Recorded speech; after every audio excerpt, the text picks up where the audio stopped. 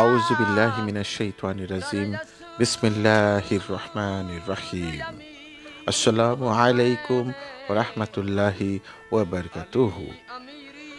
আরবের মরুর বুকে মদিনা নগরীতে জন্ম নিল এক শিশু, যার নাম ইতিহাসে অমর হয়ে থাকবে।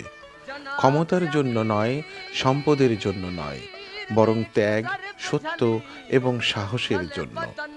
এটি ইমাম হুসাইন রাদিয়াল্লাহু তাআলা আনহু এর গল্প। তিনি জন্ম নিয়েছিলেন ইসলামের সবচেয়ে সম্মানিত পরিবারে। তার নানা ছিলেন মহানবী হযরত মুহাম্মদ সাল্লাল্লাহু আলাইহি ওয়াসাল্লাম। তার পিতা হযরত আলী রাদিয়াল্লাহু তাআলা আনহু সাহস ও ন্যায়ের প্রতীক। তার মাতা হযরত ফাতিমা রাদিয়াল্লাহু তাআলা আনহা পবিত্রতার এক উজ্জ্বল উদাহরণ। 626 খ্রিস্টাব্দে শান্তির নগরী মদিনায় একটি শিশুর জন্ম হলো। খবরটি পৌঁছালো মহানবী হযরত মুহাম্মদ সাল্লাল্লাহু আলাইহি ওয়াসাল্লামের কাছে। তিনি এসে শিশুটিকে কোলে তুলে নিলেন এবং তার নাম রাখলেন ইমাম হুসাইন ইবনে আলী।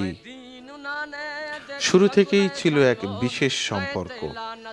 মহানবী সাল্লাল্লাহু আলাইহি সাল্লাম তাকে গভীরভাবে ভালোবাসতেন। তাকে কোলে তুলে নিতেন, খেলতেন, কাছে রাখতেন। বিভিন্ন বর্ণনায় পাওয়া যায় হুসাইনকে ভালোবাসা মানে নবীকে ভালোবাসা। তিনি বড় হয়েছেন ঈমান ও শিক্ষার পরিবেশে, তার বড় ভাই ইমাম হাসান রাদিয়াল্লাহু তাআলা আনহু এর সাথে। তিনি মহানবী হযরত মুহাম্মদ সাল্লাল্লাহু আলাইহি সাল্লামের কাছ থেকে শিক্ষা নিয়েছিলেন। এগুলো শুধু শিক্ষা ছিল না, এগুলো গড়ে তুলেছিল এক ভবিষ্যৎ। শৈশবেই বোঝা গিয়েছিল এই শিশুটি সকলের থেকে আলাদা, কিন্তু কেউ জানতো না তার জীবনে কি বিশাল পরীক্ষা অপেক্ষা করছে।